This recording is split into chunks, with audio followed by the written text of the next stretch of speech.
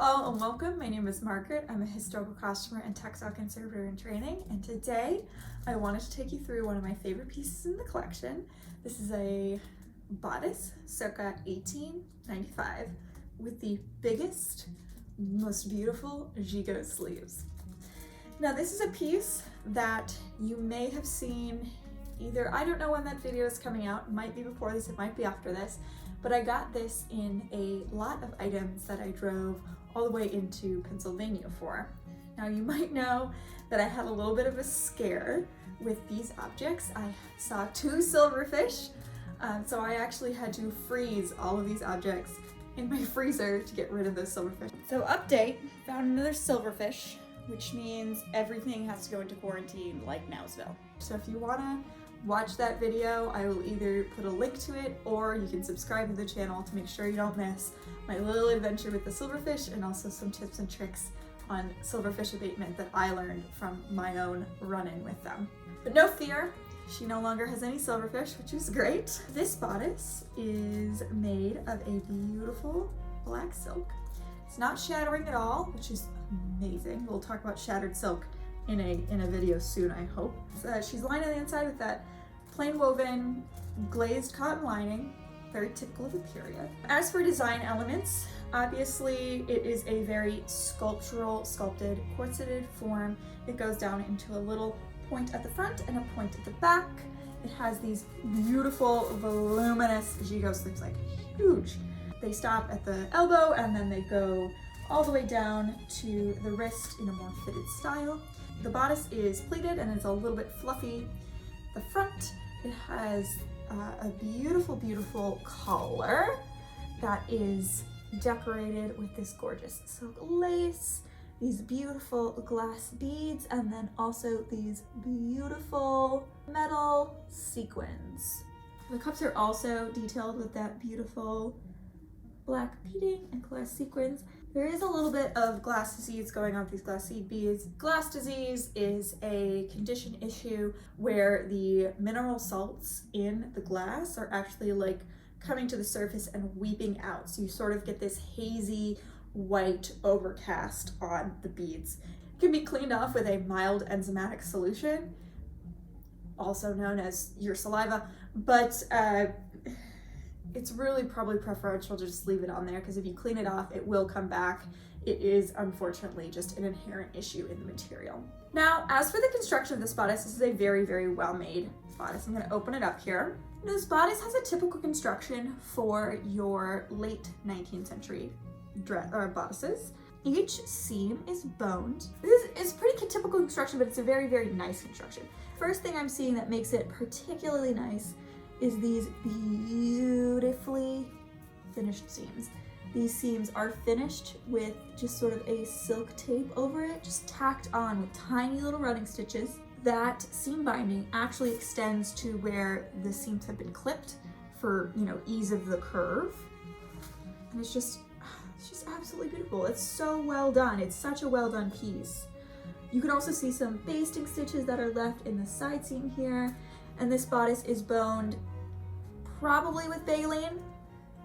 There isn't any poking out, but it feels like an organic material. It doesn't feel like spring steel. It feels like an organic material, so it's probably baleen. The bodice also has these two, well, it has one twill tape hanger strap. So essentially this bodice would have been hung from these straps for storage purposes. One of them is missing, but the other one is still here. We have this gorgeous tape reinforcing the button placket. This bodice does not close with hook and eyes. It closes with buttons, actually, these beautiful covered buttons. And then it has two hook and eyes on sort of the outer flap to secure that. Now it does have this beautiful Petersham is attached. Just a silk grosgrain Petersham with no label on it, so we do not know who made this garment, but I think this is really cool. I just finished watching Abby Cox's video on the riding habit she just bought, and her riding habit also had these little tabs for to attach the skirt, these little button tabs. I don't unfortunately have the skirt to this piece, but I do have these beautiful button tabs, which are gorgeous. I believe these are machine buttonholes.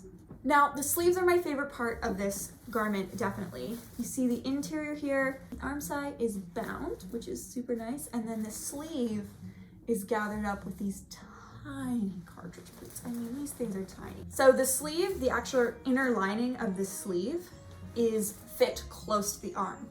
And then the sort of puff bit has sort of a stiffer cotton lining, and then the silk on top of it to sort of allow it to have that beautiful big shape that we associate with the mid-1890s. Now, it has been taken out at the shoulder seams at some point in its life, and the silk binding on the shoulder seams has come apart a bit.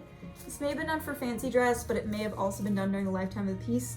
The person who made this alteration did not restitch the binding back on, nor did they put extra binding on top, so that's a little annoying. The collar is just tacked on like most 19th century collars are, wasn't sewn on completely, and just closes with 2 hook and eyes. One of the eyes is missing, and of course it is beautifully decorated. I'm gonna turn her over. Now the back is gorgeous too. You can really feel that rigid bone structure in the back. But the back is pleated in this beautiful V shape, and then this very, very gorgeous machine done embroidery also sort of has this V shape up the back, which is just so pretty. Now, in terms of condition issues, this bodice does have a couple. Obviously, we talked about the alteration up at the shoulder seams, which the person who did that alteration did not tack down the binding, nor did they put any extra binding on there, so that leads me to think it was like an after the fact sort of fancy dress alteration and not a contemporaneous use alteration, because if you are altering it to use this as an everyday piece, you would have sewn the binding back down and put extra binding on there to really tack down that piece. The other condition issue is that she has been eaten a little bit. There's not a ton of things that will eat silk. So silverfish will not eat silk. So when I saw a silverfish on the bodice, I saw a silverfish on this bodice, you'll see that in the other video, but I knew that the silverfish was not trying to eat this bodice. Silverfish normally don't eat silk, they normally eat cotton or linen. And clothes webbing moths, they actually will nibble on silk, but they can't digest the protein that is in the silk, and therefore they will die. So oftentimes when you run across a clothes webbing moth invasion, you'll see a lot of wool nibbles, but then oftentimes you'll see a silk nibble, and then a nibble, and then a dead bug. So this bodice has been nibbled in one spot here along the lower edge, and you can also sort of see the bug detritus. And then we can also see on the cotton interior kind of some remnants of webbing. But other than that, it's in pretty good shape.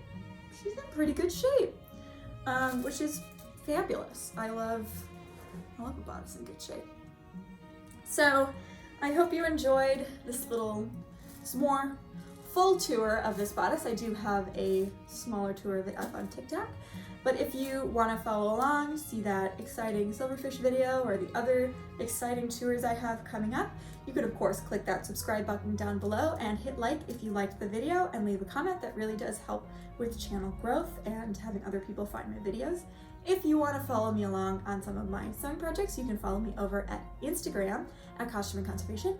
And if you want to see quick little tours of my study pieces and also my everyday shenanigans, you can follow me over on TikTok at costumeandconservation.